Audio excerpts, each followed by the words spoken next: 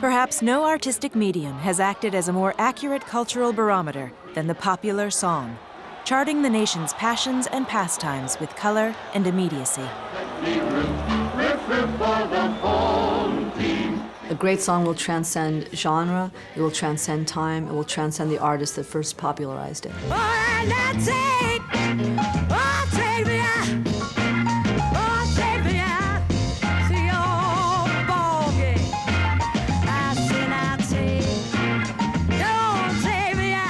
On some level, a 3-minute song can communicate across cultural, social, political lines in a way that almost nothing else can.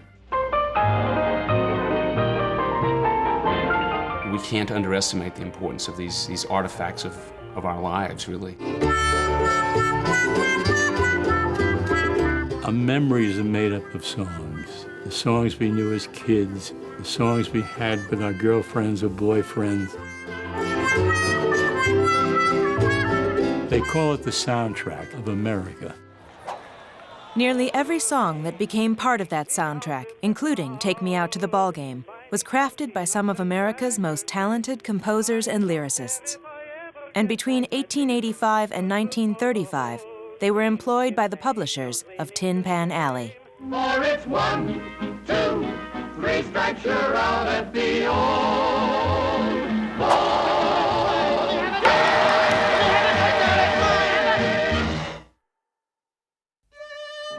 At the turn of the 20th century, Americans reveled in newfound comfort, convenience, and prosperity. The automobile and airplane made their debut, and along with the rest of the country, a group of creative businessmen on Tin Pan Alley celebrated their arrival. Come away with me, Lucille, in my merry Oldsmobile. Down the road of life we'll fly, automobile bling, you and I. Through the church we'll swiftly steal, then our wedding bells will peal. You can go as far as you like with me in my merry Oldsmobile. One of the biggest selling songs about the turn of the century was a song called Daisy Bell.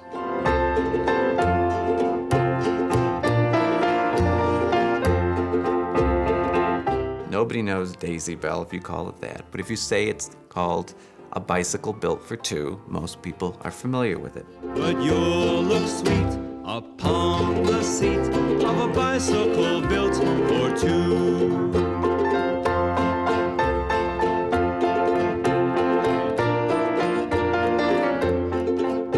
We can't be sure today whether that song sold bicycles or whether those bicycles sold songs.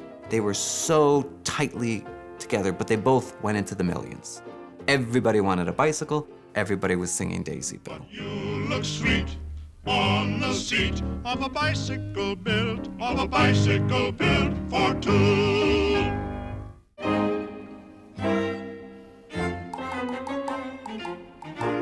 Only 15 years earlier, this thriving music publishing industry didn't exist. Before Tin Pan Alley, there really wasn't a popular music business. There were song publishers all over the country, but their main line of business was selling sheet music for piano lessons and church hymnals. They were not terribly interested in popular songs. That changed at the end of the 19th century, when upright pianos, mass-produced and affordably priced, began to appear in American middle-class living rooms. And that was the center of home entertainment, because before the early 20th century, there were no phonographs, obviously no radio, no TV.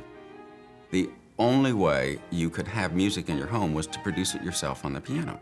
So family entertainment consisted of people sitting around the piano singing popular songs.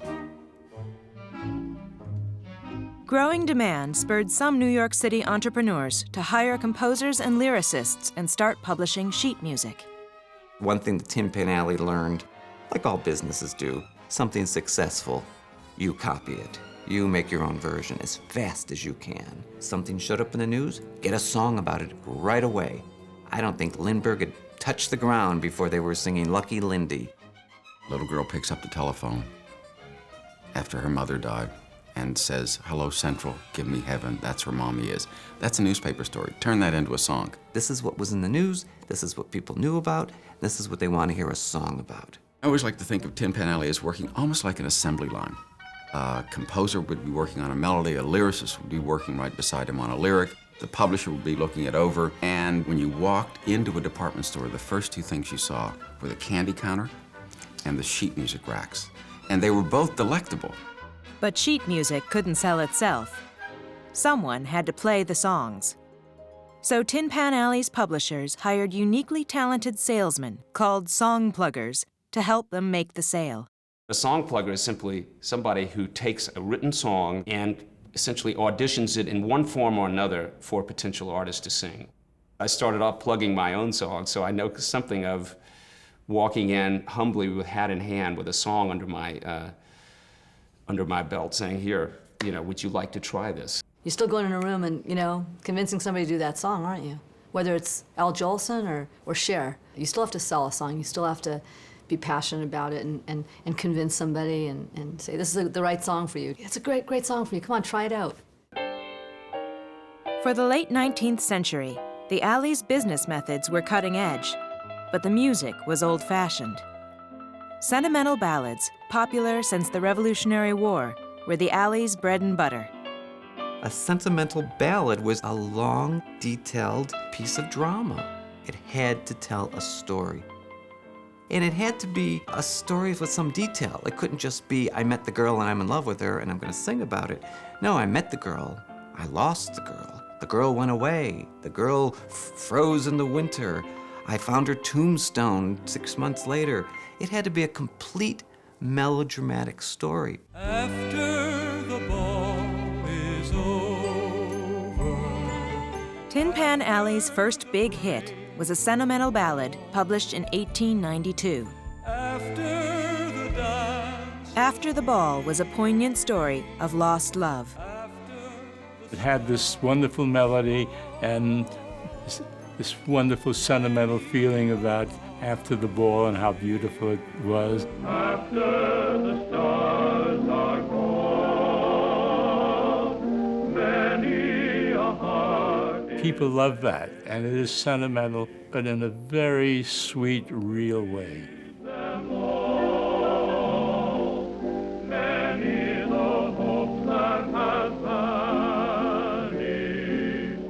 Why love songs endure? People are always going to fall in love. In 2007, 1890. I mean, that doesn't change. That doesn't change. Before Tin Pan Alley, hits sold in the tens of thousands. After the Ball sold more than 5 million copies, and it earned the song's writer, Charles K. Harris, a fortune. His office sign became Tin Pan Alley's mantra, songs written to order. Around the turn of the 20th century, Harris and his competitors moved into a block of undistinguished brownstones on a side street in Lower Manhattan. People assumed that there was no Tin Pan Alley. It was just a reference. They didn't realize there was a Tin Pan Alley. There was a place that was the heart of the music business. If you can imagine a street where almost all the buildings are music publishing offices, and in those offices are tiny little cubicles. An upright piano, a cheap one, crammed in a room, banging away all day long, different songs. When Monroe K. Rosenfeld was doing a story on this incredible new thriving industry, the popular music business, he was up on West 28th Street listening to this cacophony of tinny piano sounds coming out of the windows and compared it to the clanging of tin pans. So it was nicknamed Tin Pan Alley. Once it got into the newspaper that way, it stuck. Soon, Tin Pan Alley was credited with popularizing a dynamic new sound, ragtime. And it was very exciting music. It had a great street sound to it, very much like rock and roll has, or at least rock and roll had in the beginning. To me, ragtime was the beginning of this huge evolution of American music. It's heavily influenced from a part of the world that I'm from, the American South, this sort of left-hand stride piano technique, which one could hear in New Orleans probably in the 1860s and 1870s. And it has a huge African-American influence. There's a rhythmic influence that's not available to a lot of Western music up to that point. The music itself ragged the notes, which is the expression ragtime came from. You took the note and you bent it. You slung it over here a little bit. You came back. Ragtime fooled around with music, but it also fooled around with words. And it used all the slang, the latest slang that you can have. It made up words, and people just loved it. Hello, my baby. Hello, my honey.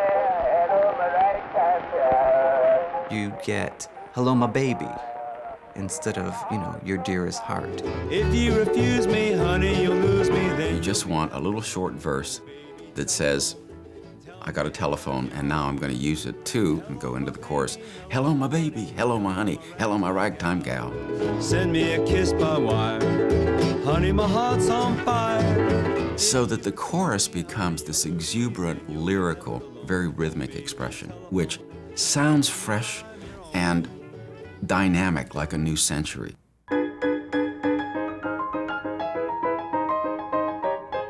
Scott Joplin, one of several African-American composers on Tin Pan Alley, became known as the king of ragtime.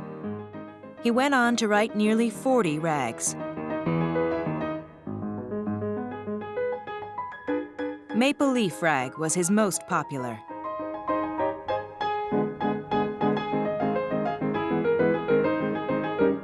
Hey, oh my honey, you better hurry and let's meander. Ain't you going to the leader man, the ragged meter man? Oh, my honey. But ragtime's biggest hit wasn't in ragtime.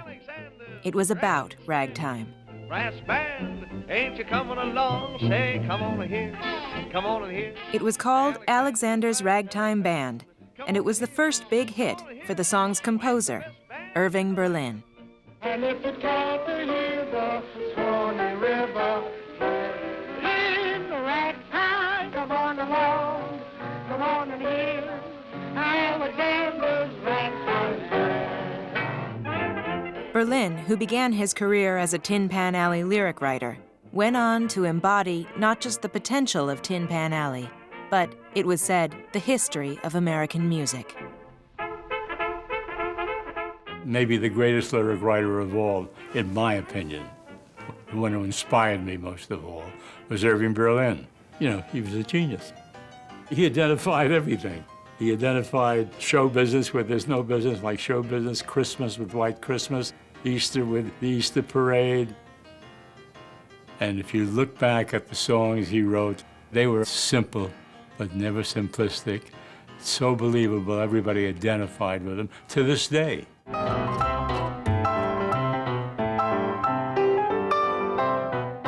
Alexander's Ragtime Band was written not just for singing, but for dancing.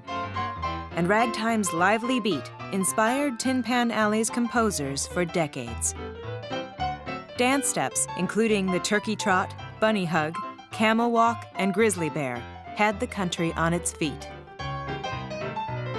Everybody was doing it. And that became the title of one of the Alley's biggest dance hits. Everybody's doing it, doing it, doing it. Everybody's doing it, doing it, doing it. See that ragtime couple over there? Watch 'em throw their shoulders. That song and Tin Pan Alley became lightning rods for social conservatives. It's there, there. Everybody's doing it, doing it, doing it. Everybody's doing it. Everybody's Doing It by Irving Berlin was a scandalous song. This was the height of the dance craze. It was the height of ragtime, both of which, in the minds of people who wanted to protect middle-class morality, spelled the corruption of youth, the end of civilization as we know it. A wave of filthy and suggestive vulgarizing music has inundated the land. It is artistically and morally depressing, and should be suppressed by press and pulpit. Everybody's doing it now. But Tin Pan Alley's publishers weren't swayed by the critics. They were writing for mainstream America, and their songs reflected the country's changing values and demographics. My wild Irish rose, the sweetest flower that grows. You may search In the late 1800s, Tin Pan Alley began publishing songs that addressed America's growing immigrant population. and someday for my sake she may let me take the bloom from my wild Irish rose. I see them in a way as songs that recognized and accepted the presence of these new immigrants. They were poking fun at them, but the very act of poking fun at them includes them. They're part of the melting pot. They're part of America.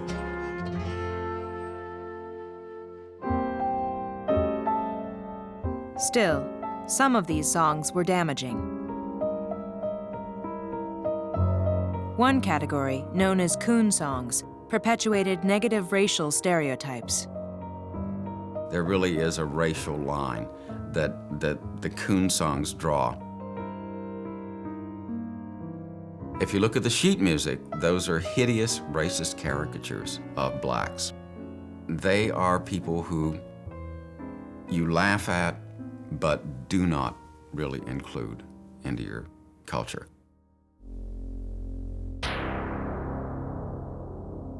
In 1914, Americans became consumed by events overseas. The decimation of Europe, World War I, had begun. President Woodrow Wilson was determined to keep America out of the war, and Tin Pan Alley rallied in support.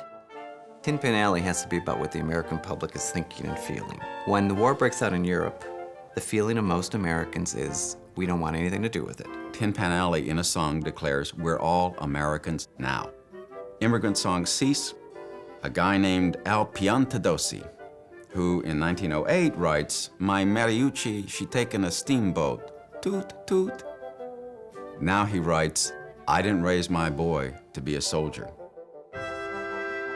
3 years later, when the U.S. joined the conflict, Tin Pan Alley reversed its tune.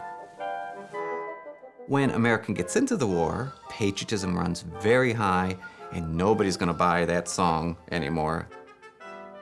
They actually took, I didn't raise my boy to be a soldier, and they changed the lyric. I didn't raise my boy to be a mollycoddle. In other words, I didn't raise my boy to be a coward. He's gonna go.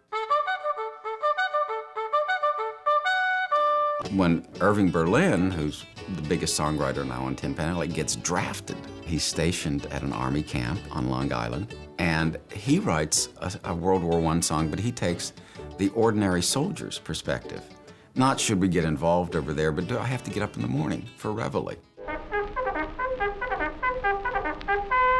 Oh, how I hate to get up in the morning.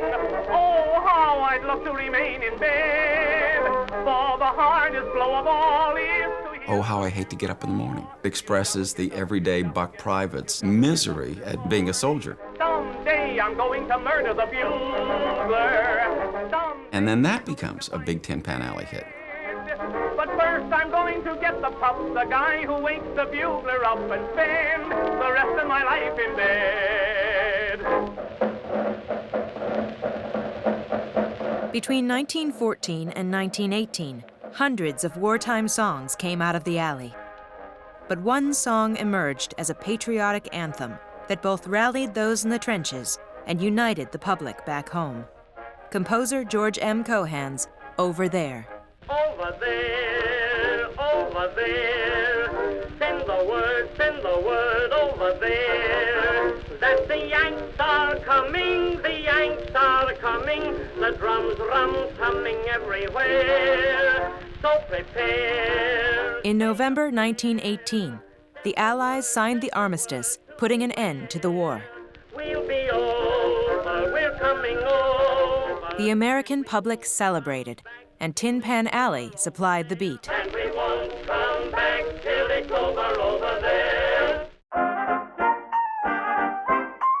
After World War I, the music industry, like the rest of the country, kind of breathed a sigh of relief.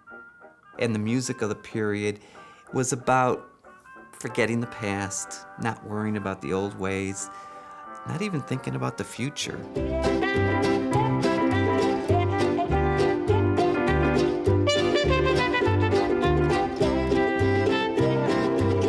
And songs like Ain't We Got Fun, Button Up Your Overcoat, really set the tone of the decade. And Tin Pan Alley, again, partly responds to, but also creates that frenetic sense of life in the 1920s. You could just see people dancing and having a good time. You know, that's before the Depression. So it's like before the curtain comes down, let's just have a good time. Every morning, every evening, ain't we got fun, huh? Not much money, oh, but honey, ain't we got fun, huh? There's nothing surer. The rich get rich and the poor get laid off. In the meantime, in between time, ain't we got fun? Perhaps the song that captured that carefree spirit best was a Tin Pan Alley tune called the Charleston.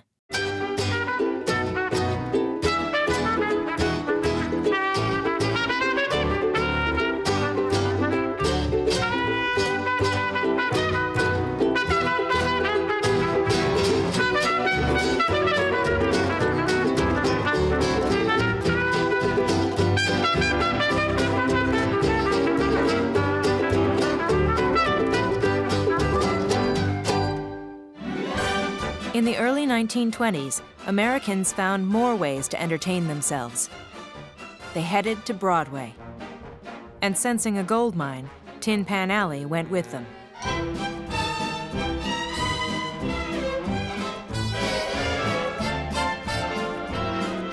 In the year 1927, over 200 musicals opened on Broadway.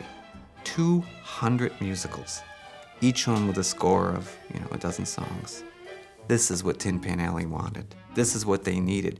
Nowhere else in the world were so many songs being written so fast for such a concentrated point of time. Tin Pan Alley loved it. One of Broadway's greatest composers had gotten his start on Tin Pan Alley. His name was George Gershwin. And he, along with his brother Ira, who wrote lyrics, went on to compose 20th century classics, including Fascinating Rhythm, S'Wonderful, and the romantic ballad, Someone to Watch Over Me. There's in the human heart a longing for romantic love that never goes away, never goes out of style, no matter what is happening.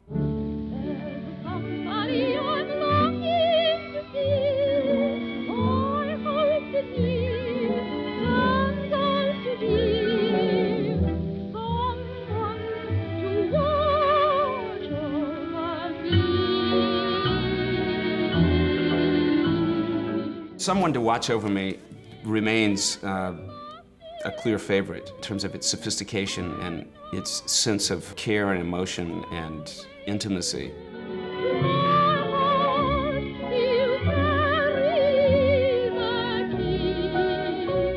I just think it's one of the most beautiful songs anybody will ever write. I just love it. What it says is beautiful and the melody is just gorgeous. It's classic. With the right song, you can change hearts and minds.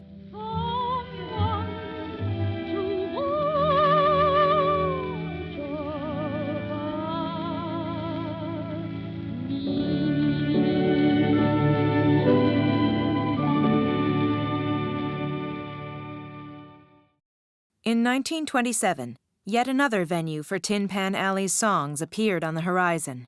Hollywood introduced sound to the movies. The first talking picture, The Jazz Singer, opened to wide acclaim. Wait a minute. You ain't heard nothing yet. Wait a minute, I tell you. So what are we going to have the jazz singer sing in 1927? Blue Skies. Blue skies, smiling at me.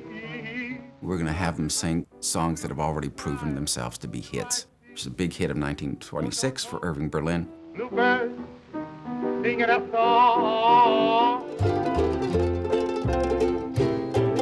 All of these songs from Tin Pan Alley, a decade before they made their way into the Broadway musical, now they're going to get even a bigger showcase in Hollywood musicals. Movies popularize songs.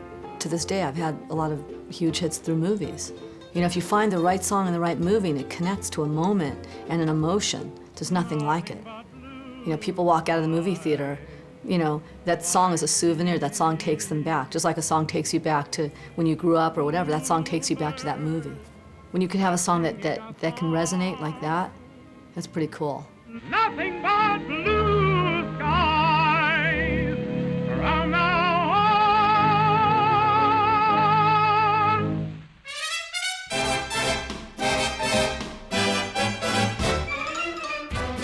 On the heels of the jazz singer, Hollywood produced a string of musicals. And many Tin Pan Alley composers, including Berlin and Gershwin, wrote the soundtracks. But they didn't do so from the alley. What happens is that the Hollywood studios are just as shrewd in business terms as the Tin Pan Alley publishers. So Warner Brothers, Paramount, MGM, they're making big bucks. They are buying out the Tin Pan Alley publishers, their whole catalog of songs, and they're taking their songwriters out of the cubicles of Tin Pan Alley, putting them in Hollywood studios and saying, do the same thing you did on Tin Pan Alley, but now you're writing for us. Now, for the first time, a song belonged to a studio, where before it belonged to a publisher. The studio said, hey, we got Singin' in the Rain. And they used it. They put it in 4 movies, you know? It's our song. We can use it as much as we want. If you listen, I'll sing you a sweet little song of a flower. By the early 1930s, the way Americans experienced music changed radically. People wanted to listen to their favorite songs performed by others, and they had the means to do it. More and more Americans had phonographs and radios in their living rooms. Come in, Doctor. Oh, it's you, Simon Pettigrew. Yes, and unless you... Remarkably, Tin Pan Alley's publishers didn't feel threatened by the fledgling recording industry. They were confident that the piano would regain its place as the center of home entertainment. Their lack of vision helped contribute to the Alley's demise. The sheet music publishers of Tin Pan Alley never saw the record industry as allies. When if they had allied with these people who were making records, they could have made tons more money. And they did the same thing with radio. They saw radio as the enemy. So it was one place where the Tin Pan Alley businessman sense really broke down. Tin Pan Alley was about people buying and playing and singing their own songs. And records and radio were about people listening to other people sing the songs. And the Tin Pan Alley publishers never understood that. By the late 1930s, most of Tin Pan Alley's original publishers had either been swallowed up by Hollywood or made irrelevant by the growing popularity of recorded music. Sheet music and the parlor piano would become relics of the past. Many the hopes that have vanished after the ball. Though Tin Pan Alley itself is gone, the American popular song still commands an enormous audience. Come on along, let me take you by the hand. Meet the man, he's the man, who's the leader of the band. The contributions of the men and women who, before anyone else, realized the potential of this influential medium live on in words and music. Somehow in America, the sense that we were starting something fresh, I think, couldn't have found a better expression than in the popular song. Hello, my baby. Hello, my honey. Hello, my ragtime gal. Send me a kiss. Suddenly, on 28th Street in New York, you have a group of enormously talented musicians and writers who are not creating music just for the elite. They're creating music for you and me. If they don't win, it's a shame, for it's 1, 2, 3 strikes you're out. As a songwriter, I think of the countless thousands of hours that people poured into this new profession, making this joyful noise every day. It represents a real moment in American culture where we're saying, this is who we are, and everybody gets to participate.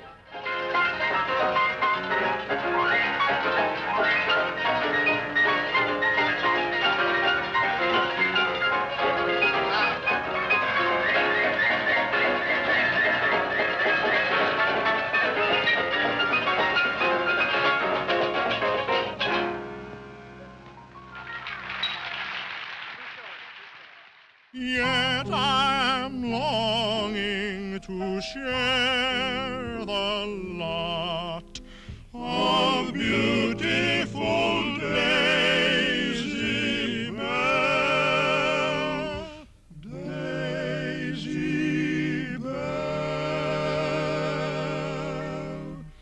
Daisy, Daisy, give me your answer, do.